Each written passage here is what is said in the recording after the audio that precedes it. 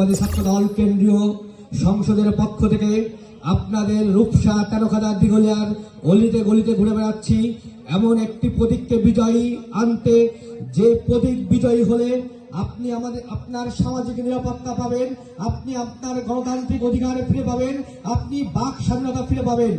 এমন একজন ব্যক্তিকে জাতীয় সংসদে পাঠানোর জন্য আমাদের এই পরিশ্রম, যে ব্যক্তি রূপসা তেরোখাদা দিঘলিয়ার নয়নের মণি, ঢাকা বিশ্ববিদ্যালয়ের সবুজ মাঠের বেড়ে ওঠা নেতৃত্ব, বাংলাদেশ জাতীয়তাবাদী ছাত্র দল কেন্দ্রীয় সংসদের সাবেক সফল সাধারণ সম্পাদক ও সভাপতি জননেতা আজিজুল বারী হেলাল। আজকে এই নির্বাচনী পথসভাটা মূলত হচ্ছে তারুণ্যের সমাবেশ। আপনি তারুণ্য, আপনি আগামীর বাংলাদেশ, আপনি আগামীর বাংলাদেশের ভবিষ্যৎ।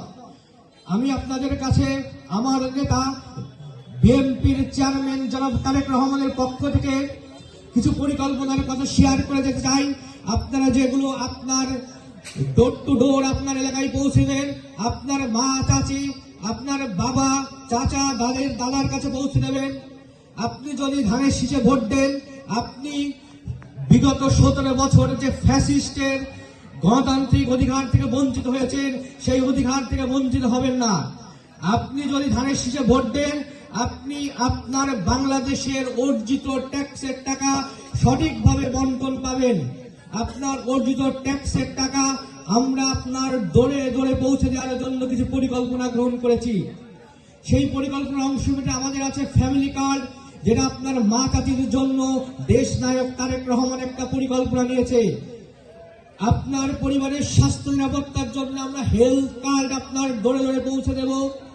আপনার কৃষকের জন্য আমরা কৃষি কার্ড দেব। প্রায় আমরা 8টি পরিকল্পনা নিয়ে আপনার দৌড়ে এসেছি। আপনারা অনেকেই বলবেন যে ভাই ভোটের সময় আপনারা অনেক কথা বলছেন, ভোটের পরে আপনাদের আর পাবো না। তাদের উদ্দেশ্যে একটা কথা বলতে চাই, 90 দশকে একটা গ্রামীণ ফোনের অ্যাড দেখেছেন আপনারা, যে গ্রামীণ ফোনের অ্যাডে গ্রামীণ ফোনের মোবাইলে ওই বেগুন তুলতেছে একজন কৃষক, সে ফোনে কথা বলতেছে। তখন এসির মধ্যে থেকে উচ্চ শিক্ষিত লোকরা হাসতো আর বলতো এটা সম্ভব নয়। এটা কিন্তু এখন বাংলাদেশে সম্ভব।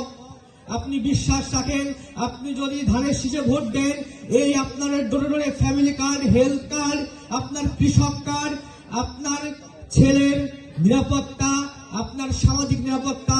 এই যে অঞ্চল হিন্দু অধ্যুষিত অঞ্চল, এই অঞ্চলে 1970-1971-এর মতো মামুনের ইজ্জত কখনো হানি হবে না, আমার ভাইয়ের রক্তে আর রাজপথ রঞ্জিত হবে না।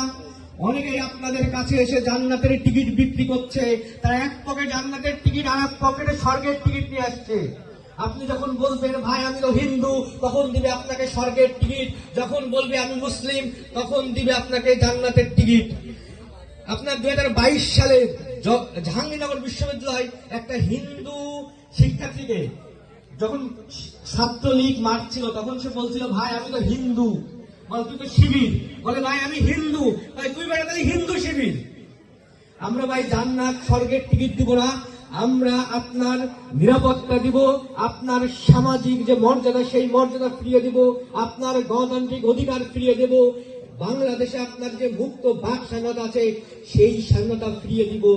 আসুন আমরা সবাই মিলে সুন্দর আমার ভবিষ্যৎ প্রজন্মের জন্য একটি বাসযোগ্য বাংলাদেশ গড়ে তুলি। আমার নেতা দেশ নায়ক তারেক রহমান তো স্লোগান দিচ্ছে সবার আগে বাংলাদেশ। এখানে অনেকে অনেক বক্তব্য দিচ্ছে, আমি আর কথা বলাবো না, শুধু একটা স্লোগান দিতে চাই, যেহেতু এখানে তারুণ্যের উপস্থিতি এখানে ভরা। আপনারা জানেন আমাদের বিএনপির একটা স্লোগান আছে, তারুণ্যের প্রথম ভোট ধানের শীষের পক্ষে হোক। আপনার স্লোগানটা একটু দিবেন আশা করি, তারুণ্যের প্রথম ভোট ধানের শীষের পক্ষে হোক, ধানের শীষের পক্ষে হোক, তারুণ্যের প্রথম ভোট।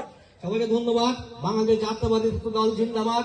শহীদ জিয়া অমর হোক, বেগম খালেদা জিয়া অমর হোক, দেশ নায়ক তারেক রহমান আগামীর রাষ্ট্রনায়ক হোক, এই কামনা ব্যক্ত করে আমার সংক্ষিপ্ত বক্তব্য শেষ করছি। আসসালামু আলাইকুম।